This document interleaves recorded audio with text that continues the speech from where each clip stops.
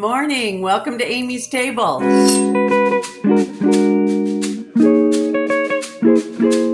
I'm getting ready for March Madness. As you can see, I'm a huge UK fan. I have my undergraduate degree from University of Kentucky, and if anybody from Kentucky hears this, you know why I'm wearing this t-shirt.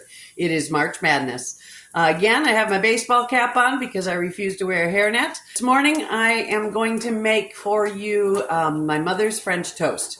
Much better than my mother's meatloaf, because she always had this one nailed. A very easy recipe for very tasty French toast. Okay, so I've gathered my ingredients here. The cool thing about this recipe is it doesn't take a lot of effort, and it's really impressive. So what I tend to do in terms of my amounts, I have 6 eggs in here. I'm feeding 4 people for breakfast. So I pretty much go 1.5 eggs for each serving of French toast that you want to do. Cool thing about this is I just take half and half, cinnamon, and real vanilla. So I've got my eggs in there, and you don't even have to measure. You just kind of do it according to the look of it. Usually it says maybe 1 teaspoon of vanilla. I am a believer in a lot of vanilla. As you can see, I'm just kind of dumping. And then huge amounts of cinnamon. So that's probably 2 teaspoons in there, I think. So if you want to check in with me, you can let me know which college team you're rooting for. And we may be friends or we may not be friends at the end of that. One of the things I knew about Kentucky basketball this year was it was a brand new coach, Mark Pope, and a lot of new players. So I wasn't expecting much from a new team, a new coach, but they've done pretty well. They spanked Tennessee's butt, and that's pretty much all that matters to me. As you can see, there is a healthy amount of cinnamon in there. This is kind of like one of those Swedish whisks. It's super cool. A friend of mine got it for me. It really makes things smooth. I use it for my pie crust when I'm cutting in the shortening. I use it in almost everything. This is a fantastic whisk. So my batter is all mixed up. I'm going to come over here now. I've got a lot of grease in this. As you know, I have a lot of respect for people that cook healthy, but I really just love making that feel-good food, the stuff that tastes yummy. So there's a very large amount. You're almost going to deep fry this French toast. There's a large amount of vegetable oil in here. As you can see, like I said, it's almost a deep fry thing. So I've got that going pretty well. I'm going to start doing my bread. Now, this is a really nice French bread. You can get it for a few bucks at the grocery store. I cut them probably about 1 inch thick. Makes it not too soft on the inside, but nice and crisp on the outside.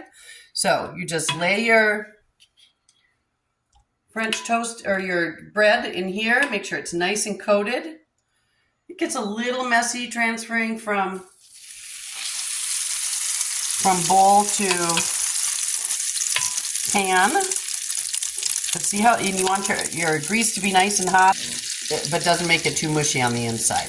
So I've flipped the French toast. See, you can tell it gets nice and kind of fluffy. Whoops, don't burn yourself. Starts to look like this, nice and brown. But that's pretty much what it looks like when you flip it. Like some people like it a little more browned. I like it kind of just right in the middle. I don't like mushy French toast, but I like it to have that nice crisp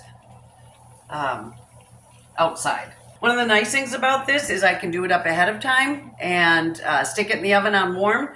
And as long as you've got a little bit of a paper towel, as I've got here, ready to go. See how I'm turning them and they're just nicely browned there.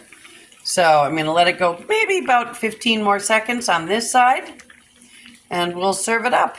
So here we've got our beautifully browned French toast. I'm just going to put one together for you. I like to think that I do try to do a tiny bit of healthy things.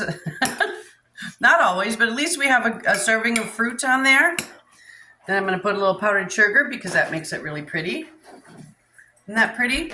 I'll show you a done plate in just a second. And this is so wonderful. A friend of mine brings this to me.